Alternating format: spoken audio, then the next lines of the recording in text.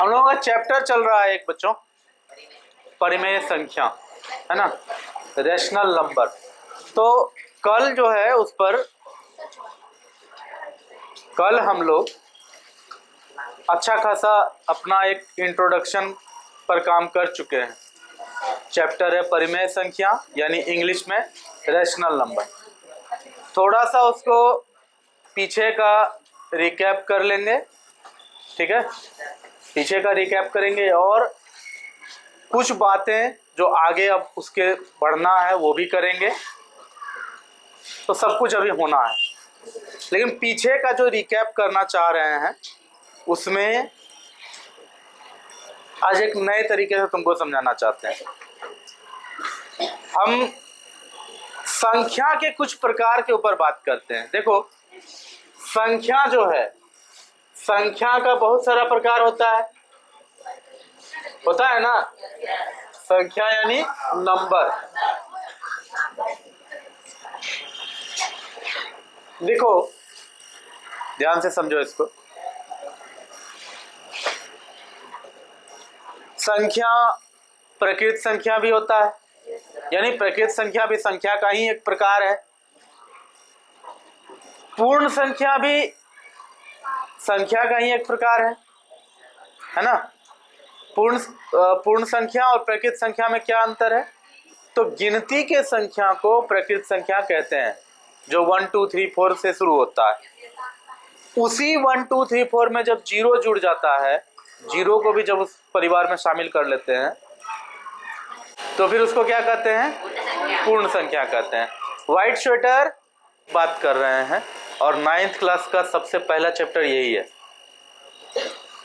और believe me, विश्वास करो हम पर, अभी जितना चीज पढ़ाएंगे सेम टू सेम इतना ही चीज तुमको 9th में पढ़ना है। एक दो चीज एक्स्ट्रा और जानना है जो कि हम यहाँ बता ही देंगे तुमको चैप्टर खत्म होने के बाद। कुछ नहीं बचेगा 9th के लिए। अगर अभी से ठीक से पढ़ लिए और उसको रिवाइज करते रहे तो 9th में तुम्हारा बल्ले बल्ले। मतलब 9th का काम 7th में हो रहा है। जिसको नहीं करना है ऐसे करो, हमको कोई दिक्कत नहीं, करो ऐसे।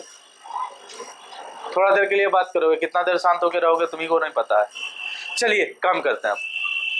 प्रकृत संख्या जो होता है वो 1 से शुरू होता है, पूर्ण संख्या 0 से शुरू होता है। और प्रकृत संख्या, पूर्ण संख्या के बाद एक संख्या का प्रकार होता है पूर्णांक, यानी इंटीजर्स। उसमें सारे पूर्ण संख्या होते हैं और पूर्ण संख्या के परिवार में और कौन आके जुड़ता है? ऋणात्मक संख्याएं, -1 -2 -3, ये सब आके जुड़ जाता है। कोई दिक्कत है? तो इतनी सारी बातें होती है। तो हम लोग अब सीधे बात कर रहे हैं कि संख्याओं के ढेर सारे प्रकार में हम एक प्रकार पर बात कर रहे हैं और वो है पूर्णांक। क्या है? पूर्णांक। इंग्लिश में कहा जाता है इसको इंटीजर्स।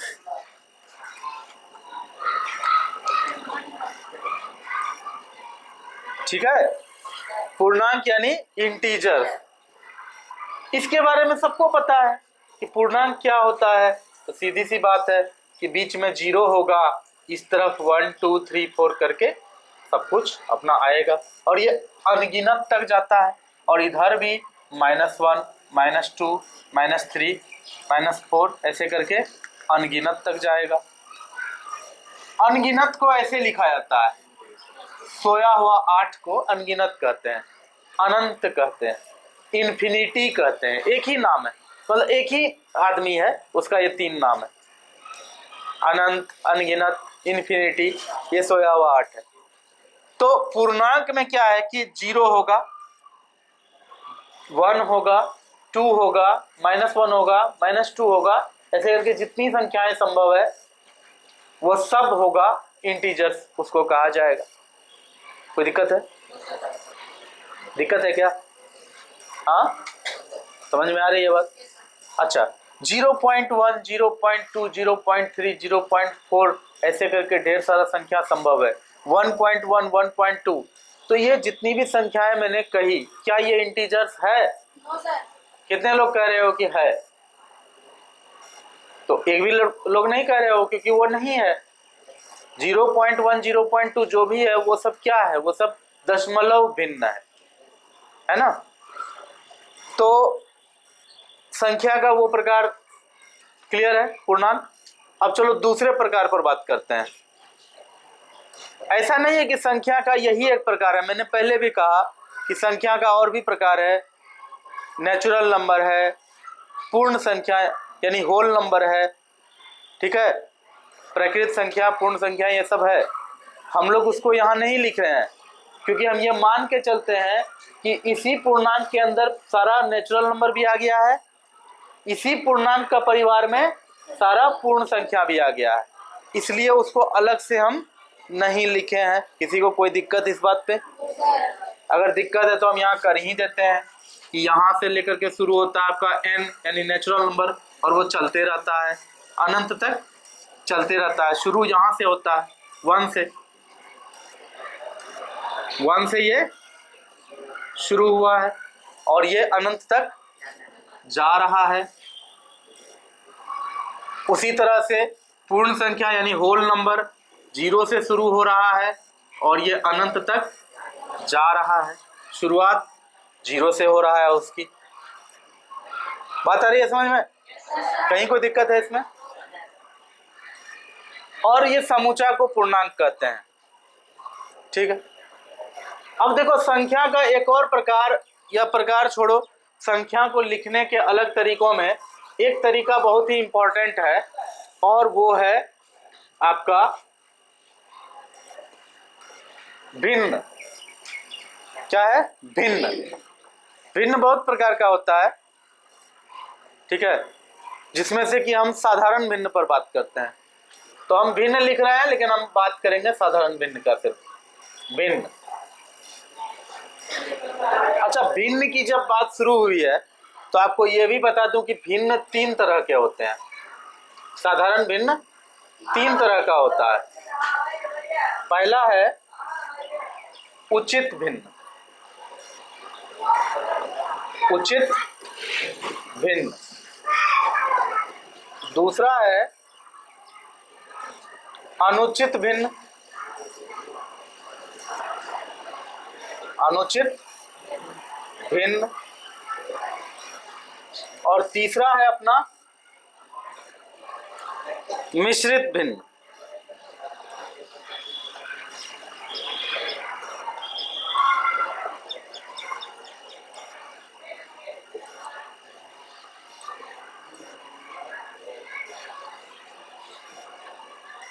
इस तरह से भिन्न का 3 प्रकार हमने बोर्ड पर लिख दिया।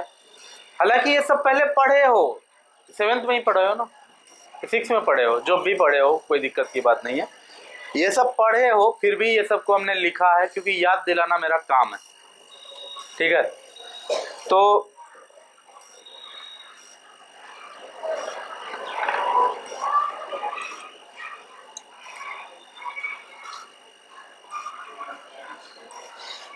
अब देखो, उचित भिन्न को इंग्लिश में क्या कहा जाता है? अच्छा, भिन्न को क्या कहा जाता है इंग्लिश में? फ्रैक्शन। थैंक यू बताने के लिए। फ्रैक्शन। भिन्न को इंग्लिश में कहा जाता है फ्रैक्शन। उचित भिन्न को क्या कहता है इंग्लिश में? Proper fraction. Proper fraction. अनुचित भिन्न को क्या कहा जाता है इंग्लिश में? Improper fraction. और मिश्रित भिन्न को क्या कहा जाता है इंग्लिश में? Mixed fraction. एग्जाम्पल दे दो इसका। उचित भिन्न का ये सबसे बड़ा शर्त होता है या कंडीशन होता है उचित भिन्न का, सबसे इंपॉर्टेंट। कोई भी भिन्न उचित भिन्न तभी कहा जाएगा जब उसका हर यानी डिनोमिनेटर अंश यानी न्यूमरेटर से ज्यादा होगा। हर जो है यानी बट्टे के नीचे वाला ये ऊपर वाले से अधिक होगा, उसी को उचित भिन्न कहा जाता है। जानते हो कि नहीं ये बात? जानते हो? हाँ,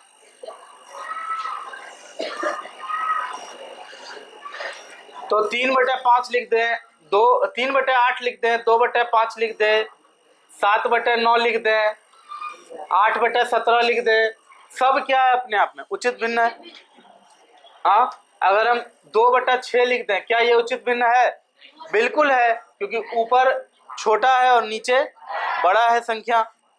ये और बात है कि कट जाएगा, ठीक है, कट करके 1/3 आएगा, तो तुमको ये भी पता है कि 2/6 और 1/3 आपस में बराबर है, और भिन्न के नाम पर इसको कहा जाता है तुल्य भिन्न। जैसे देखो, कहा जाता है ना कि 15/20 बराबर 3/4, तो 15/20 भी एक भिन्न है, 3/4 भी एक भिन्न है, लेकिन दोनों में क्या संबंध है? दोनों एक दूसरे का तुल्य भिन्न है। तुल्य भिन्न है दोनों एक दूसरे का। तुल्य भिन्न मतलब इक्विवेलेंट फ्रैक्शन, तुल्य भिन्न। लेकिन भिन्न तो है दोनों, ऐसा तो नहीं कि भिन्न नहीं है, ये भी भिन्न है। इसलिए हम 2/6 लिखे तो कहां से गलत हो गया? नहीं हुआ गलत, ठीक है। तो प्रॉपर फ्रैक्शन का एग्जाम्पल और प्रॉपर फ्रैक्शन ठीक से समझ में आ गया होगा मेरे ख्याल से। तो हम एक एग्जाम्पल रहने देते हैं और बाकी सारा मिटा देते हैं, ताकि बोर्ड क्लियर रहे, तो आपको भी ज्यादा परेशानी ना हो। नहीं तो क्या होता है, स्टूडेंट फंस जाता है, क्या लिखे कहाँ लिखे। अब अनुचित भिन्न के बारे में बात कर लेते हैं। अनुचित भिन्न कहा जाता है जब ऊपर वाला बड़ा हो और नीचे वाला छोटा हो, तो इसको कहा जाता है अनुचित भिन्न, ठीक है। यानी कि इसका उल्टा, यहाँ पर अंश छोटा है, हर बड़ा है, यहाँ पर हर छोटा है, अंश बड़ा है। अब चलो मिश्रित भिन्न पर बात करते हैं, यानी मिक्स्ड फ्रैक्शंस। मिक्स्ड फ्रैक्शंस क्या होता है? कभी कभी देखते होगे इस तरह से लिखा हुआ 2.1/3 है ना, 3 इंटीजर 7/8। मिश्रित भिन्न का एक सबसे बड़ा खासियत यह है कि एक पूर्णांक लिखा रहता है, उसके बगल में उचित भिन्न लिखा रहता है। कभी भी ऐसा नहीं हो सकता है कि एक पूर्णांक लिख करके यहाँ पे अनुचित भिन्न रहे, ऐसा होगा ही नहीं। तो ये होगा आपका मिश्रित भिन्न, है ना। लेकिन 100 बात की एक बात है कि मिश्रित भिन्न चाहे जैसा भी रहे, अनुचित भिन्न चाहे जैसा भी रहे, उचित भिन्न जैसा भी रहे, इसका जब मान आप संख्या में निकालते हो तो मैक्सिमम टाइम, अधिक से अधिक समय जो संख्या आता है आपका वो दशमलव में आता है। चाहे वो इस तरह से आएगा 4.78, 5.39, ठीक है, कुछ ना कुछ संख्या में आएगा। जब आप भागा देंगे तो कोई ना कोई संख्या में ही वो आता है, ऐसा होता है क्या? हाँ, जब आप भिन्न में जैसे 3/8 है, आप उसको भागा देंगे तो 0 पॉइंट समथिंग आएगा, कुछ ना कुछ आएगा 0 पॉइंट, लेकिन वो दशमलव संख्या ही आएगा भिन्न के रूप में जब भी आप करेंगे, है ना। हाँ, और इंटीजर्स तो अपने आप में इंटीजर्स है। ऐसा बहुत रेयर होगा कि 4/8 होगा, सॉरी 4/2 होगा और कट के 2 आ जाएगा। तो क्या ये भिन्न है? हाँ है, लेकिन अनुचित भिन्न है, लेकिन है तो भिन्न का ही प्रकार। तो ऐसा बहुत कम होगा जब ये आपका कट करके कोई इंटीजर आ जाए। मैक्सिमम टाइम भिन्न में क्या होगा, कोई ना कोई डेसिमल वाला, दशमलव वाला पॉइंट आएगा, ठीक है। यहां तक में अगर किसी को कोई दिक्कत है तो बोलो। नहीं है कोई दिक्कत? कितने अच्छे स्टूडेंट्स हो, कोई दिक्कत ही नहीं रखता। अब देखो, अब ध्यान से सुनो हम क्या कहना चाह रहे हैं। सारे के सारे पूर्णांक और सारे के सारे भिन्न जितने भी प्रकार हैं, इस तरह से लिखा जाने वाला जितना भी संख्या संभव है इस दुनिया में, वो सबको मिला करके क्या कहा जाता है? ये टोटल को अगर हम मिला दें, ये टोटल मिल गया, अगर ये समूचा को कहा जाएगा परिमेय संख्या। ये समुच्चय को क्या कहा जाएगा? परिमेय संख्या, यानी रेशनल नंबर।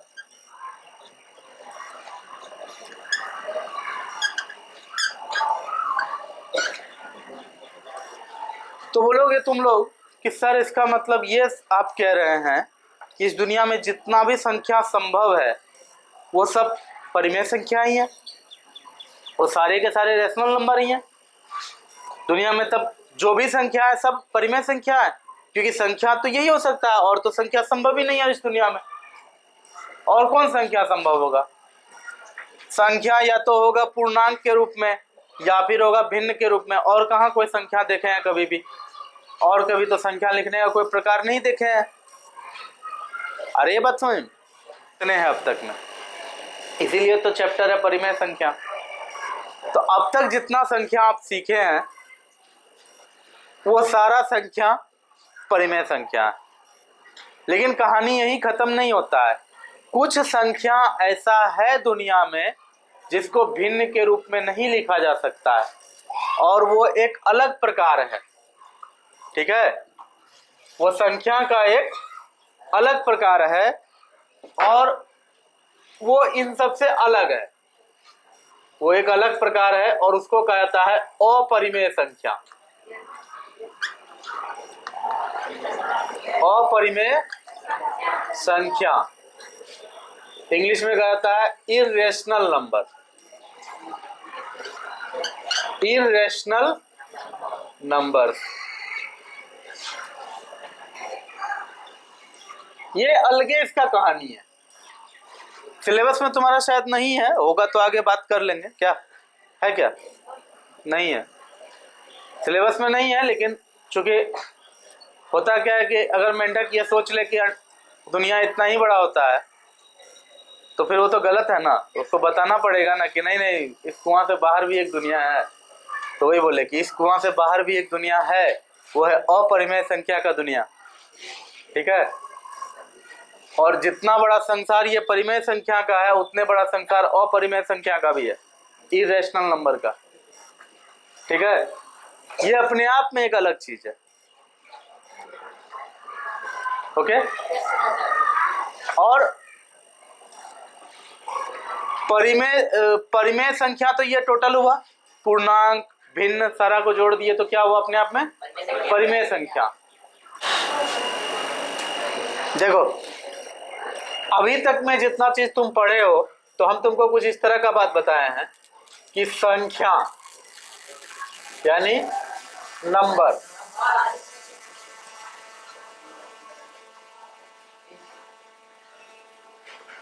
इसका हमने अभी तुमको बताया। एक होता है परिमेय संख्या, परिमेय संख्या यानी रेशनल नंबर।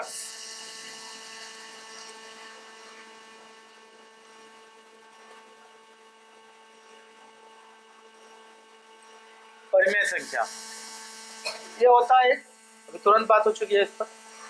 और दूसरा मैंने अभी कहा कि वो होता है अपरिमेय संख्या।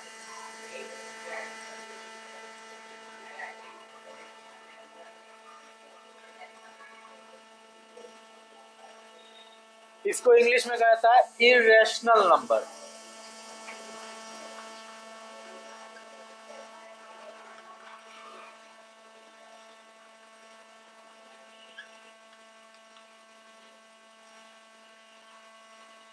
अब देखो जो मूल अंतर है जो तुमको जानना चाहिए वो हम यहां पर तुमको बता देते हैं। ठीक है, ये दोनों में क्या अंतर होता है याद रखना।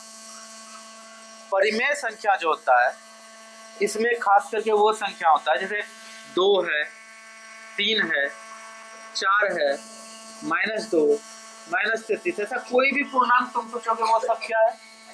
परिमेय संख्या है, रेशनल नंबर है। फिर इसमें एक ट्विस्ट आता है कि 2.48, 3.93 ऐसा कोई भी संख्या है वो भी रेशनल नंबर है ना। 2.333333, 4.3737, 3 7 ऐसा होता है ना कभी कभी भाग देने पर कि सेम सेट ऑफ नंबर बार बार उतरने लगता है और अनंत तक जाता है। ये सारा संख्या अपने आप में कहलाता है क्या? परिमेय संख्या। या तो दशमलव के बाद कुछ हो ही नहीं, या दशमलव के बाद कुछ अंक हो और बात वहीं खत्म हो जाए, दशमलव के बाद कोई अंक हो ही नहीं, या दशमलव के बाद अंक हो और फिक्स हो, 2.48 आया बात वहीं खत्म हो गया, 3.93 आया बात वहीं खत्म हो गया, 7.5